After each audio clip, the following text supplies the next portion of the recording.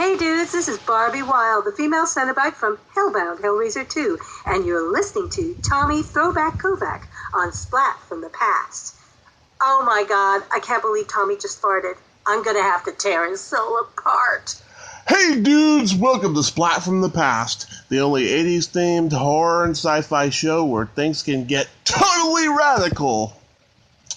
Now today, I will be welcoming the third female Cenobite from Hellraiser 3, Hell on Earth, and I am talking about Paula Marshall.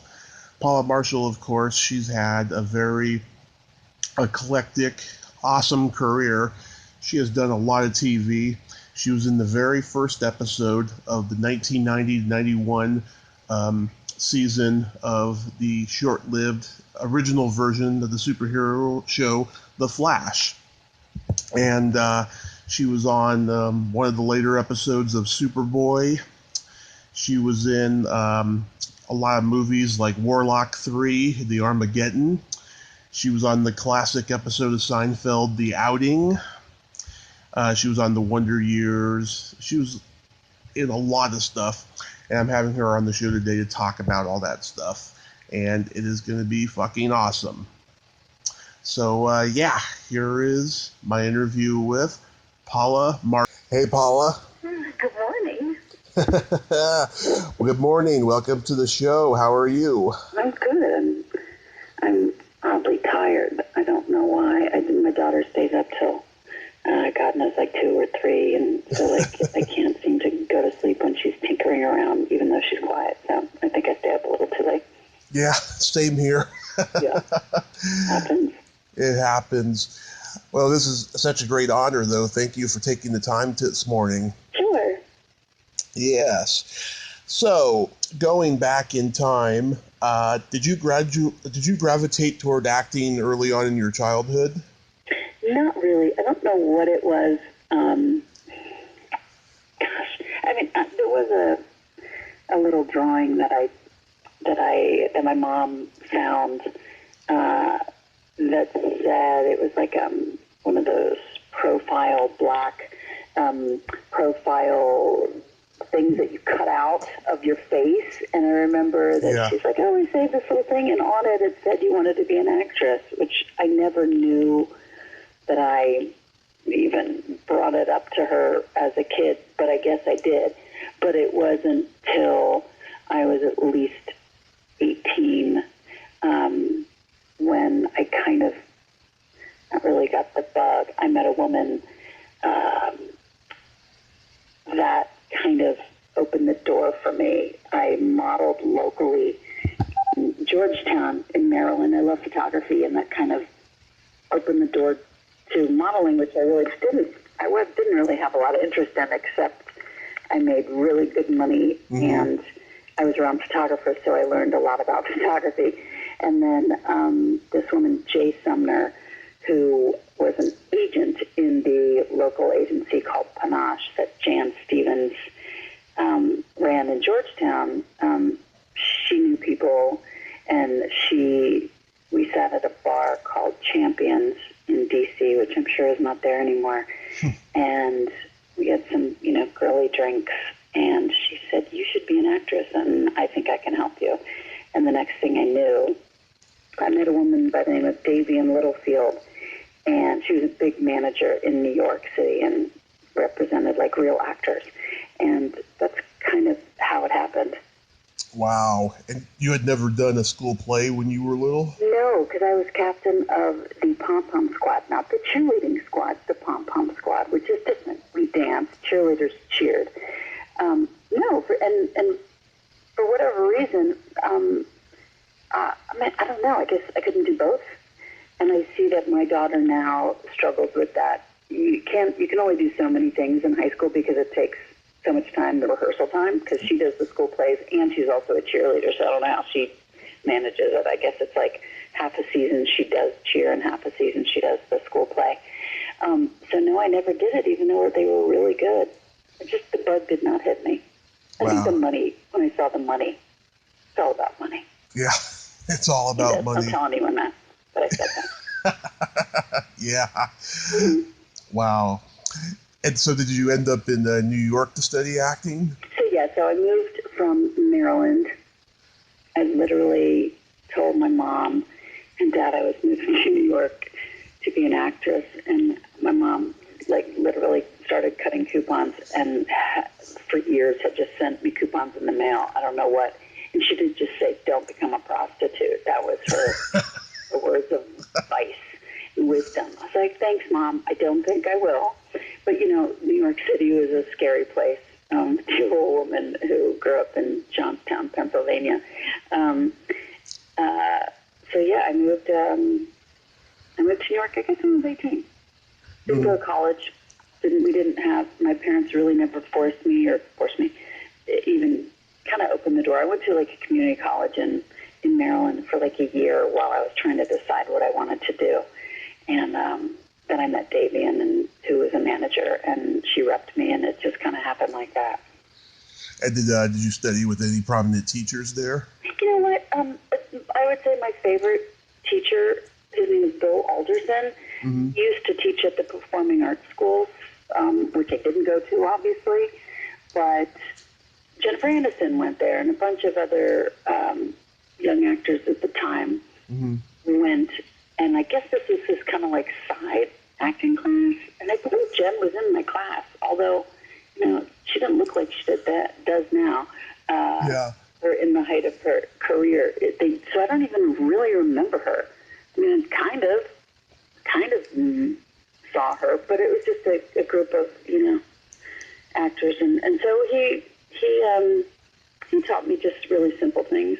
The one thing that always kind of stuck out was you have to try to find something, and it sounds really stupid, that makes your heart go boom, whatever makes you feel something. And so you have to choose that when you're auditioning or trying to figure out how to do a scene. You have to figure out what's in your brain that triggers an emotion that helps you be truthful in those imaginary circumstances, whatever it is, even if you have to pick something that has nothing to do with the scene, as long as you substitute it. Yeah, that makes sense. Yeah, that makes sense. Yeah. Wow. Anybody else that was famous in your class later? Hang on, I got a call coming in, but I'm not going to pick it up. I want to say Matt LeBlanc was in my class, but it wasn't. We just did a commercial together. I don't think so. Again, when you knew everyone by their first names, I mean, very well could be somebody, but I don't remember. I just knew Jen was in there. Mm-hmm. That's about it. So 2 people from Friends, then. Yeah, isn't that weird? Yeah, that is. Strange. It's a funny coincidence, yeah. Mm. So what year did you move to L.A.?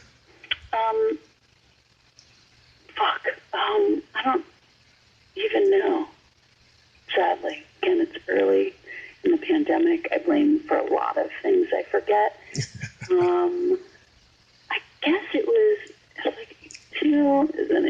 I don't know, late 90s, I guess, something like that.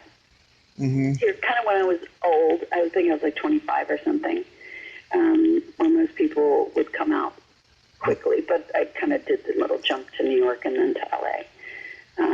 Late 80s then. What? Then probably late 80s then. I guess, but it was about 7 years, 72, or maybe the early 90s, I guess.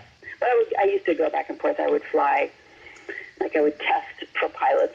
You audition for something, and then they like you, and then they negotiate a contract, and then you test for a pilot.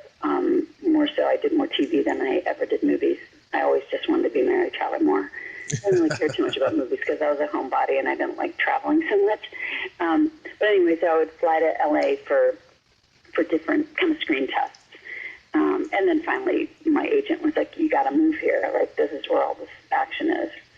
Yeah, that's a great... I went out to it, and it's true. And then they moved it all to, Vancouver, or now Atlanta. So there's no action here. I hope they bring, after this whole pandemic thing, I hope they try to keep Hollywood in Hollywood. It's just, why not? We have the best crews, the best hair and makeup, the best production teams here. Why not just keep it here? And I know it's the tax break. So again, it's money. Comes back. Circles around. Yeah, it's scary. Oh my God, I fear for the future of the entertainment business. Oh my God, we got this thing from SAG. My husband was reading to me on how we're going to move forward. And, no craft service, that's fine. I don't need craft service. There's different zones that actors will have to be in. You go to hair and makeup, and then, everyone will have to wear a mask, and actors won't have to wear masks. And then we'll get tested like 3 times a week. And then once you're in a zone, you can't leave that zone. I'm like, well, what about our trailers? Obviously, we can go to our trailers, but how do we get back and forth from our trailers? Well, we have our own cars or our own vans. It's going to be just ridiculous. And I feel like, and I don't want to sound like a Republican, not that there's anything wrong with them, not like the Trump supporters, but it's not the bubonic plague, and I feel like we've got to get a handle on it. I just wish the asymptomatic situation wasn't there. Because if you don't know you're sick, that's the problem. So I don't know how we're going to do it. Like, people are like, how are we going to do love scenes? And I'm like, thank God I don't have to worry about that anymore. But you can't pretend, you can't CGI that shit. So I don't know. Like, I was working on the first season of Euphoria. I play a very small little part. I play Jacob Elordi's mom. Mm-hmm. You get up to pee, you'll miss me, but it's fine. Take it. So we had this scene we shot like all night in Pomona, if you know California. Not much in Pomona, but it was this big empty field, and they rented an entire circus, not a circus, but like a fair, an outdoor fair festival thing. Yeah. And there were probably 300 extras that started work at 5:30 at night and stay there till 6 o'clock in the morning with us.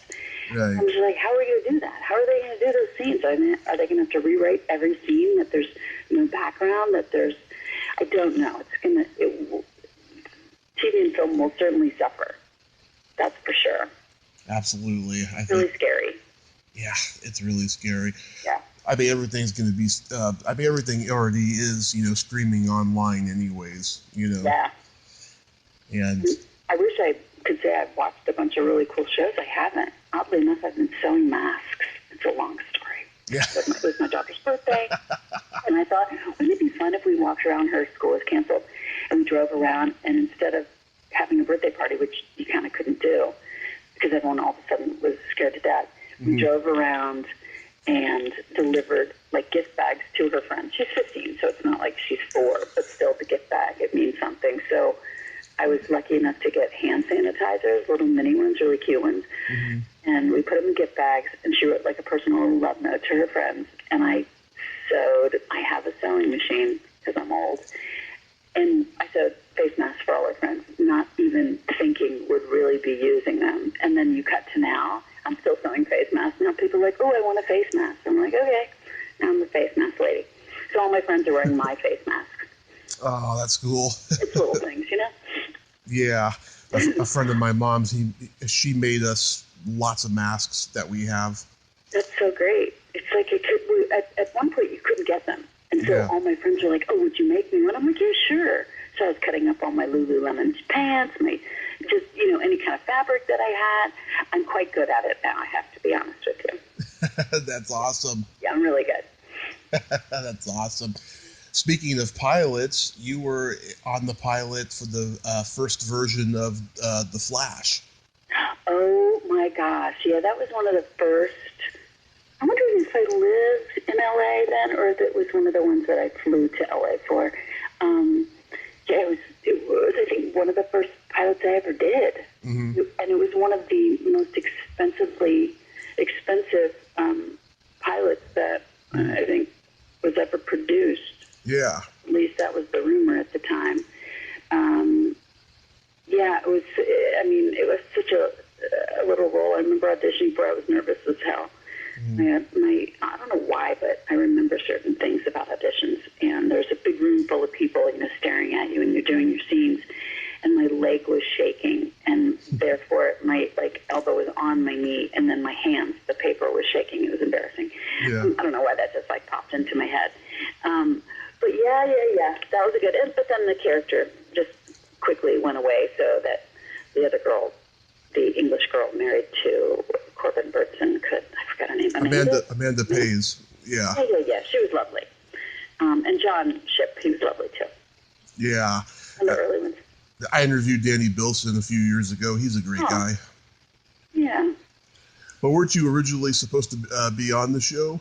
Yeah, I think they just saw that, like sometimes you do, the focus is not going to be with the young, girlfriend. It's going to be with your partner in crime. And they're like, well, she's, I don't know my character, Iris. It would just kind of get in the way, so they just, got rid of me. I'm hoping it was that, and not that they didn't like me. Well, if you had been on, it probably would have lasted a lot longer. Oh, you're nice. Oh, you absolutely don't know the record with my shows being canceled. Oh, I do. I always thought it was a good thing that I've done so many pilots that were, or shows that were canceled, meaning I work a lot and people are still willing to hire me. But, people have called me the show killer. Fuckers. Which, only George Clooney has done so many pilots that failed. But, yeah, George Clooney did a bunch of other things and he went forward. And I'm still here making masks. Yeah. Another actress I know, Tammy Lauren. She was on a lot of failed series back in the 80s and stuff. So hard. Don't feel bad. You get so excited and you're like, okay, this could be the one. And you also, when you're negotiating with your agents, at the beginning you're so like, okay, so does this mean, what if it goes to Vancouver? Could I live there? And you're projecting, you're imagining how your life is going to change. And you have to remember, like, these things don't last. But you're thinking, you have to think, oh, but what if this is the one? What if this is the, Grey's Anatomy that she's still doing? Well, Ellen is so lucky. She works right down the street. She doesn't have to go anywhere. It's, So, oh, God. I saw her the other day. I was like, just how rich are you? I actually said that to Mariska Hargitay when I did an episode of that SVU show, because we used to run around together back in the day before she landed on that show. And I think and it had been like 20 years since I'd seen her, and I think the first thing I said to her was, how big is your house? Because, I didn't want to be rude, like, how much money do you have, but how big is your house? And she laughed. She's like, it's really fucking big. Yeah. And then you did one of the later episodes of the Superboy series. How was working on that show? You know what? It's so weird. I have no memory of that show. Really? Like, none. It was maybe in the South. Got it? Yeah. That's like literally, you could tell me what I did, and I would have to believe you because I don't remember it at all. I don't know why. He was nice. Cute. Yeah. Very cute. Yeah. So, it was. So. That show is like, it's been in legal limbo for a long time and stuff. It's one of those shows that'll probably never be on DVD. Yeah. It's weird. Yeah. But then you did the classic Hellraiser 3, Hell on Earth. Okay, I was so proud of booking a movie. It was my first movie ever. And I have to be honest, I learned so much. You wouldn't think you would learn much on a horror movie. But I learned a lot about continuity because it was one of my first gigs ever. And it was on location in High Point, North Carolina, I think. Yeah. And I took it very seriously. I had to learn to smoke. Didn't really do a great job because I hate smoking. But my character smoked, and I remember like, okay, I have to practice opening up the thing and lifting the match and holding the cigarette. I really failed, but I learned a lot about continuity from the script supervisor, this woman, I forgot her name now, just learning matching and you lift up something during the scene, you got to do it the same thing over and over. And that was really fun. It was a great time. And Kevin Bernhardt, I still kind of communicate with him every now and then. He's a nice guy. I met his now ex-wife.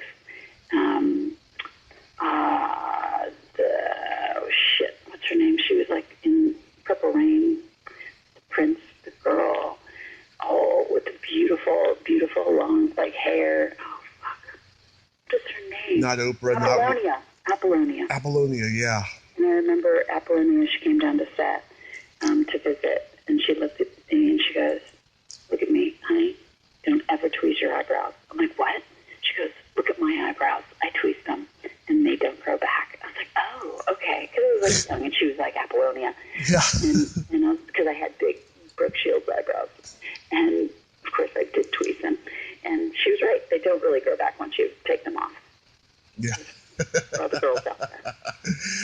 Were you a fan of the first two? No. I mean, I think the first one I had seen. I'm never a big fan of horror movies. Mm-hmm. I'm more, I like The Exorcist, yes, but Hellraiser is a little out there for me. So, horror movies is not really my thing. Yeah. To do it. Yeah, I'm a huge horror guy, obviously, but I'll tell you, Barbie Wilde, who played the female Cenobite in the second movie, she's a friend of mine, and she's a frequent guest on this show. And I haven't told her this, but I prefer your dream Cenobite over her, and I'll tell you why. Okay. It's because your Cenobite has a belly button. Yeah, that's right. Yeah. That's right. That makeup, yeah. Oh my gosh, it took so long. It almost took as long to take it off as it did to put it on. Michael Nicholas, who is a friend of mine, who I guess he was in that movie, The Hulk or something. No, not The Hulk. Some like big Marvel movie where he played the Hulk. Yeah. He told me he got so claustrophobic with all of that makeup. He had to listen to like tinkly music, and someone had to like rub his hands so he wouldn't go insane. To try to get through that process of the makeup on you. But getting it off, I remember every night was a weird, because you couldn't just rip it off, and they had to like kind of glue it. So they had to take this really nasty, stinky, like clear, almost like nail polish remover, and put a brush underneath it. It was gross. It took like about 45 minutes to take it off. But thanks for letting me know that I've won the Cenobite sexy. Absolutely. In your mind, thank you. Absolutely, yeah. I was reading too, the Black Mass scene caused controversy in North Carolina. What? It did? Yeah. I don't know. Because it was such a Bible Belt town. North Carolina, you gotta be careful. It's like when I go to the South now, all I want to do is like stir up controversy. I like wear my fuck Trump, hat, and I'm looking for it. Like I can't even wear red anymore because it represents Trump. He has ruined all my red shirts. Yeah. Yeah. Oh my God. Peter Jackson actually turned down to direct the movie because there was no comedy in it. What? Yeah. That's funny. Yeah, and Universal Pictures had just bought Child's Play, and they wanted to buy this franchise at first, and then ultimately Dimension bought the franchise. I thought that was a nice little side note there. Very interesting. Yeah. Did your research. How was working with Terry Farrell? Oh, Terry was a sweetheart. I looked up to her. She was like a big model at the time. She was sweet. We got along really well. Nice girl. And then she ended up marrying a friend of mine, Brian Baker. Mm-hmm. That was like the Sprint guy who did like a guest star in my TV show Cupid. So funny how it's all, the 6 degrees. Yeah, she was a nice girl. Very nice. She's adorable. Yeah. And I've met Doug Bradley and Ashley Lawrence. How were they to work with? Can we say that one more time?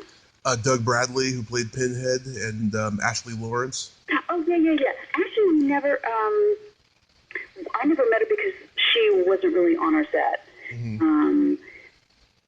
And Doug was, a sweetheart and really he didn't really take it all that seriously what he was doing, but he was really happy to be there and continue, living Pinhead out in that little box. Yeah, I think he was over it after a while. I think the last one or two of them had a different actor. Yeah. Yeah. Do you get recognized from this the most? You know what? I would probably say either Seinfeld or Cupid, or a lot of different people watch different shows, so it really depends on the person what they saw me in last. But mostly it's like, don't I know you? Didn't we go to college together? And I was like, not it. Should just have a little card with my old TV shows on there, so they know. Well, as far as the horror genre, it's either that or Warlock 3. Wait, say that one one more time? As far as the horror genre, though, it's probably either that or Warlock 3. Yeah, that was a silly one. I think it was the same. It was the same director, Tony Hickox. Yes. Yeah. Yeah, he was nice. He was a good guy. Mm-hmm. How was that shoot? It was, it was fun. I met my girlfriend Cheryl Kalo, who is now my go-to makeup artist, and she did my makeup, and it was more fun. It wasn't like serious at all. It was a nice thing to just jump to from after that. Just get another job quickly. I don't even think I read for it. Yeah. Craig Hurley's in it. I'm actually friends with his fiancée, Katie Barberi. She's been on here a couple times. Mm. Julian Sands, wow, he's an underrated actor, I think. Oh, he's great. I loved him. Yeah. He's just so great as that character. So good. He's a good guy, too. He really is. Yeah, and I love that Seinfeld episode. No, that was one of the funnest things ever. I can't believe I got to be a part of that. It was pretty bold, the way that they found a clever way to be. I don't think homophobic is the word, but just to be, so clever that way. The way, and that was such a long time ago, but it's true. You're like, he's gay. Not that there's anything wrong with that, but you just wanted to point out the fact that he's gay. It's true. And people have said that to me over the years.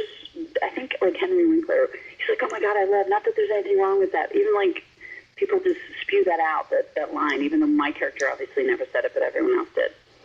Yeah, I love it how they're swearing up and down that they're not gay, and then Kramer walks in and says, hey guys, I thought we were going to the steam room. Oh my God, no steam. I don't want to be naked all by myself. No. So good. Everybody I talked to who did that show said that they laughed all day and they don't know how they got any work done. Yeah, it's a little giggle fest.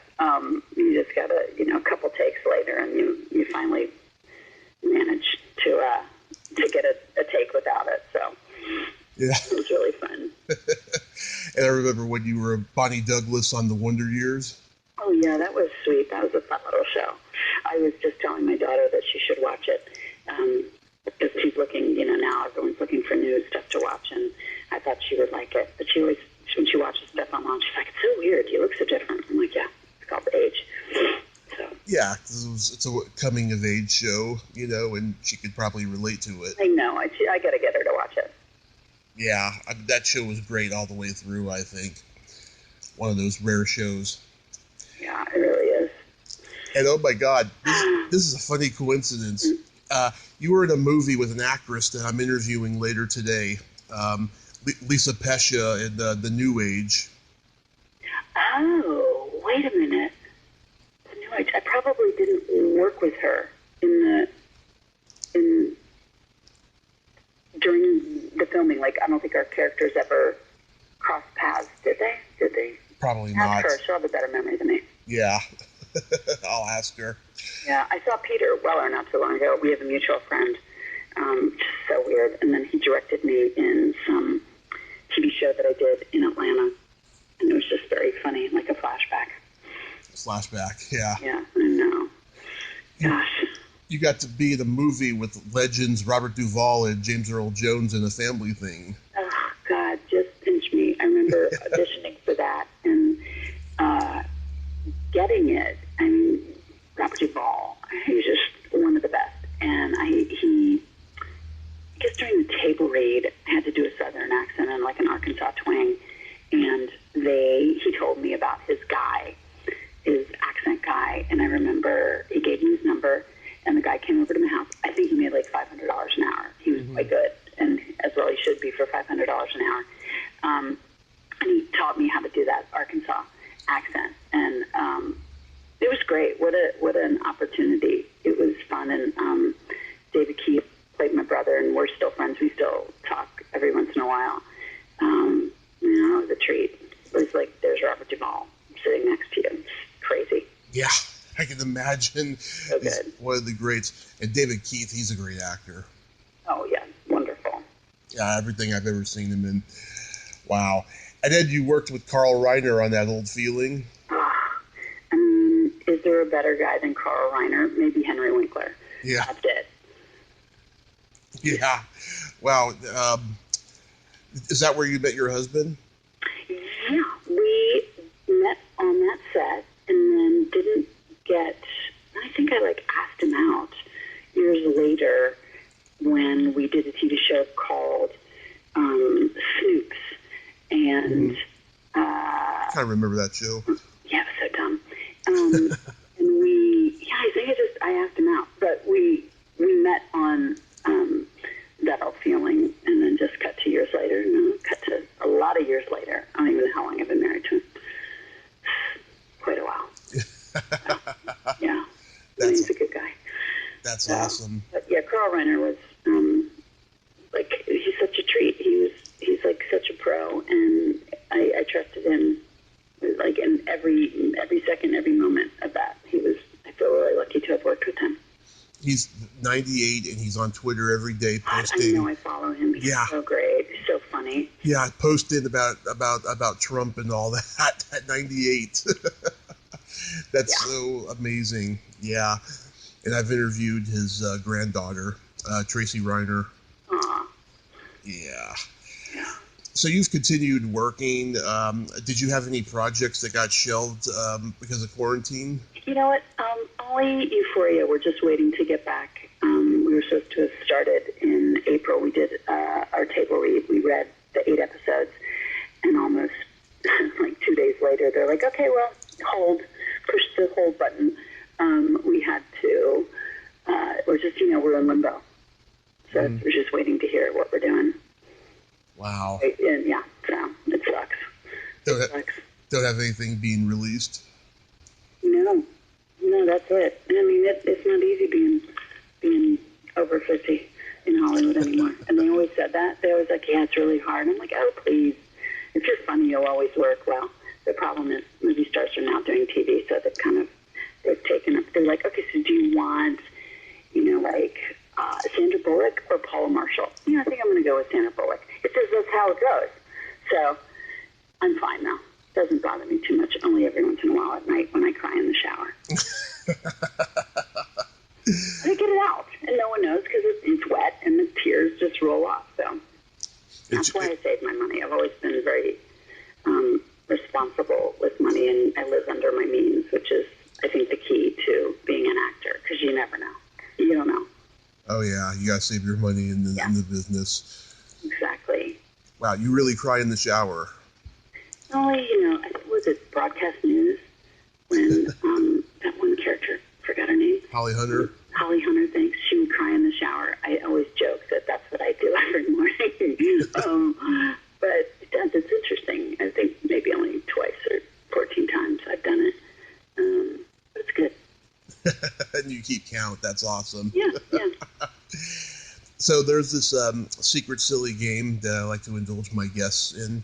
Okay. And what it is it's silly slumber party questions. And how it works is I ask you the question, you answer it, and then you ask me the same question and I answer it. Okay. Paula, are you ticklish?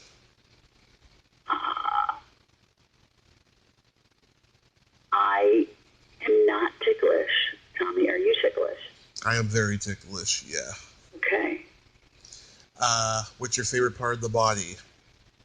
Part of the body? Yeah. On a woman or a man? Either, it doesn't matter. Oh gosh, well, in a woman, I would say legs. And in a man, I'd say his chest. All right, Tommy, what's your favorite part of the body? The belly button. There you go. Obviously. There it is. What color are your toenails painted? Oh, kind of like a dark pink red. And I hope, not that there's anything wrong with if you have your toenails painted, but what color are yours? Last time they were painted, they were purple with sparkles, and now I'm trying to figure out what I'm going to do now and stuff. But being quarantined, it makes me not want to do anything. Yeah, I hear you. What would you say is your best personality trait?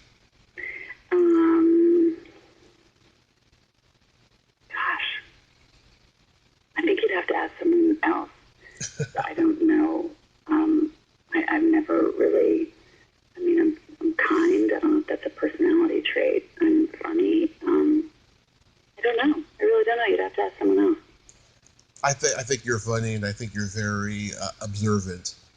All right. What's yours? My sense of empathy and the fact that I have no filter, which, by the way, I just realized I haven't said fuck in the last half hour. Haven't? Yeah, I beat you on that. Ooh, no filter. That's one of mine. I'm not sure if it's a good thing or a bad thing. I guess it depends on who you're with. I have found that a lot of people actually like people with no filter. At least you're honest. I'm definitely honest. Yes. Really think about it. Yes. If you want at least my honest opinion, ask me, because I'll tell you. Yeah. And then my favorite question, is there a stinky smell that just makes you gag? Oh.